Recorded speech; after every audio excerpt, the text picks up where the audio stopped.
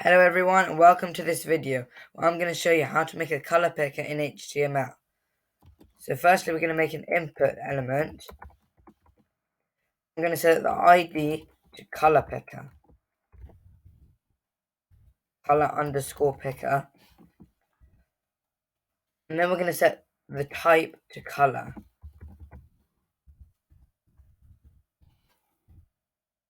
Then we're going to set type on change equals, then quotation marks, show hex, which a capital H for the word hex, then with brackets, and then a semicolon.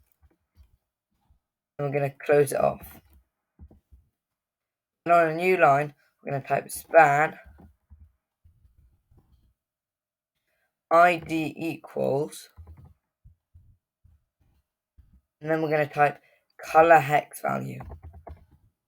That's color underscore hex underscore value. And then we're going to close it off and then making closing span tag.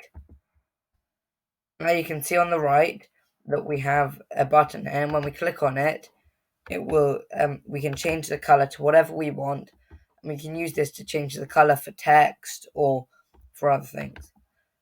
So that's the end of the video. If you enjoyed, please press the like button and subscribe for more videos like this one. Thank you for watching and have a great day.